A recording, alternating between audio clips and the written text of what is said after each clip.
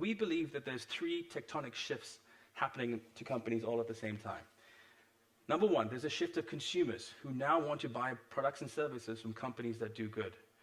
Number 2, there's a shift of employees who now want to work for those companies. And number 3, there are now a rising amount of investors who want to put money into those companies. So if you're a modern-day CEO, you're starting to see this happen in 3 different locations as it pertains to your company. Let's start with the first, consumers. Social activism is now becoming one of the leading indicators of brand strength. So if you look at this data, leading edge or cool is number 1, but look at number 2. People really want to know the values of the brands and services that they support. In fact, this is only getting bigger. This is the Edelman Trust Barometer. 57% are buying or boycotting brands based on the brand's position on a social or political issue. You saw this with stuff like delete Uber. This is up 30% from 3 years ago. So this trend is accelerating. Companies are in the spotlight now a lot more in terms of not just talking the talk, but walking the walk. The global opportunity is pretty huge. Millennials have an annual spending power of $2.5 trillion.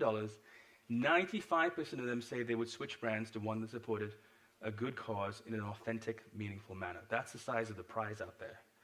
It's summed up in this great quote from the writer Ann Lappy: every time you spend money, you're casting a vote for the kind of world that you want to live in. And especially now, especially with this generation, you're starting to see this more and more. In the amazing kids from Parkland, the victims of a school shooting, this is Emma Gonzalez, and the work that they've been doing to battle the National Rifle Association.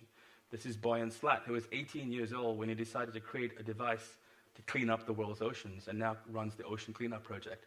This is the frankly amazing Greta Thunberg, the young 16-year-old Swedish girl who's now on the cover of Time magazine and may be even nominated for a Nobel Peace Prize for her action in drawing attention to the global climate crisis.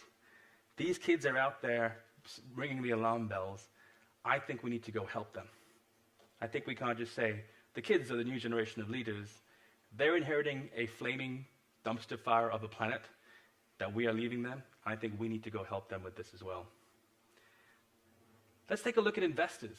What you're now starting to see is a correlation between social responsibility and shareholder returns, an analysis of the S&P 500. The most socially responsible brands are outperforming those who are doing the least by 26%. So you can blow up that myth that doing good doesn't lead to profitable shareholder returns. In fact, this is now what's happening.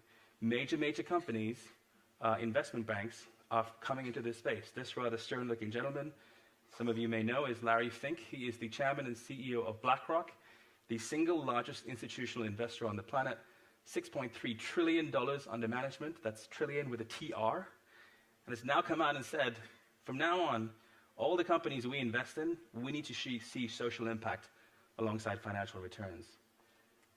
This is only accelerating. If you look at what's going on in the broader investment world, we've gone from ethical funds and SRIs and ESGs to impact investing. I think today there's 114 billion. I believe it's on track to hit $500 billion in the next 5 years. This is capital looking for companies that provide social returns alongside financial. What's even more fascinating is the rise of what I call consumer-led financial options to invest ethically. This is Swell. It's an impact investing platform that allows you to take your pension and put it into companies that only support clean energy or clean water and things like that. Imagine what happens when the trillions of dollars locked up in pensions start to flow towards ethical investment as well.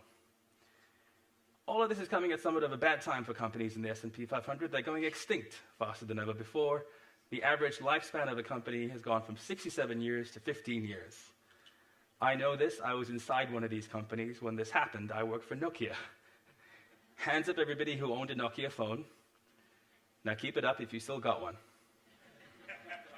Good for you, my friend. I want to come and see it later. It's like your flip phone.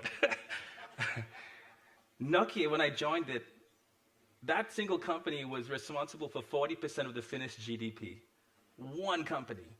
Where is it now? Companies are going bankrupt, extinct faster than ever before. I think it's because of this. Consumers wouldn't care if 74% of brands disappeared. There are just too many of them, and our thesis is only the ones who really add value and really show up in people's lives usefully are going to be around. All right, more good news. Employees. You're seeing two new generations of employees entering the workforce, millennials and Gen Z. Vastly different expectations of what they want from companies. 64% of millennials won't take a job if their employer doesn't have a strong CSR practice. 85% of Gen Z employees believe that companies have an obligation, I like that word, so I'll say it again, an obligation to help solve social problems. So if you want to future-proof your organization for the next two generations of talent, you have to show them how their work ladders up to something meaningful.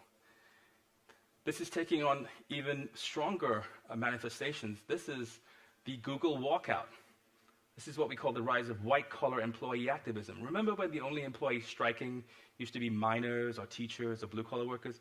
These are highly paid white-collar workers, 20,000 Google employees walking out on one day in protest against their employer paying money to alleged sexual harassers. 20,000 people on one day in multiple offices around the world. By the way, my favorite part of it was that they used Google Docs to organize the walkout. The irony is wonderful. This is only picking up steam. This was yesterday in Boston. You may have seen this. This is WayFair Workers. This is a company that makes beds, who were selling those beds to the detention centers where they were imprisoning young children.